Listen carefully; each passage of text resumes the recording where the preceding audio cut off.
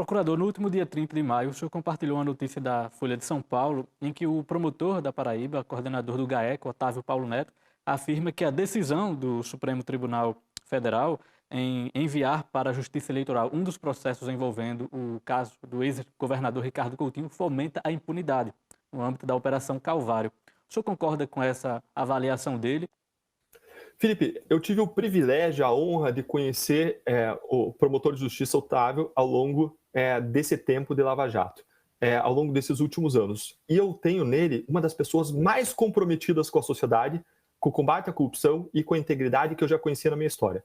É uma pessoa extremamente dedicada, que busca fazer seminários eletrônicos, aqueles workshops, tem até um nome específico para isso, os Hackfests. Hackfest. Ele buscou desenvolver sistemas, ideias novas. Ele é uma pessoa que não doa o seu tempo de trabalho, ele doa a sua vida para o combate à corrupção. É uma pessoa em cuja integridade eu confio 1000%.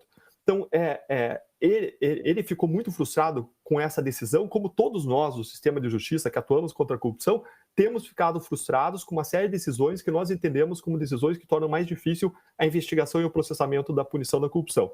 Eu não conheço detalhes do caso Calvário, mas eu posso dizer o aspecto geral, digamos assim, o contexto em que se insere essa decisão.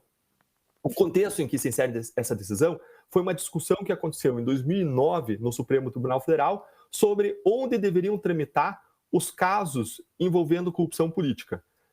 Quando você tem casos envolvendo corrupção política, você tem corrupção, que é um crime de competência da Justiça Federal, que é onde trabalhava o ex-juiz federal Sérgio Moro, é onde trabalha a força-tarefa do caso Lava Jato, é onde trabalha a Lava Jato do Rio de Janeiro.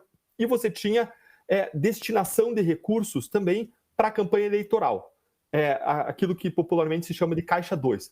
O Caixa 2 eleitoral, tradicionalmente, ele é sempre julgado pela Justiça Eleitoral. É ela que é competente, que tem atribuição para julgar o Caixa 2.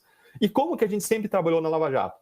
A gente processou a corrupção, o crime de corrupção na Justiça Federal e deixou o crime de Caixa 2 para ser processado na Justiça Eleitoral. Aí veio o Supremo Tribunal Federal em 2019 e mudou a regra. Sempre a regra foi de separação. Cada justiça processa o seu crime. E aí o Supremo disse, não, quando esses crimes têm relação, eles devem tramitar em conjunto e na Justiça Eleitoral.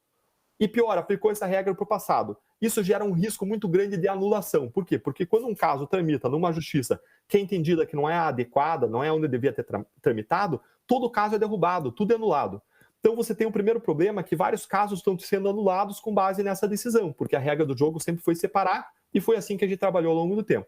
Em segundo lugar, essa regra ela acaba, na minha perspectiva, dificultando a investigação e o processamento dos crimes eleitorais. Naquela ocasião, o ministro Barroso, ele disse, as estatísticas de punição de crimes na Justiça Eleitoral são pífias. Essa não é a especialidade dela. Isso não é uma crítica que tira a credibilidade da Justiça Eleitoral, porque é como você dizer que um oftalmologista não é a pessoa mais apropriada para fazer uma cirurgia no intestino.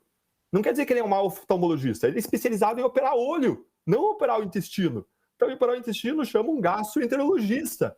Então, a Justiça Eleitoral ela não é aparatada para processar e investigar a corrupção. Por quê? Por várias razões. Porque ela não tem uma estrutura própria.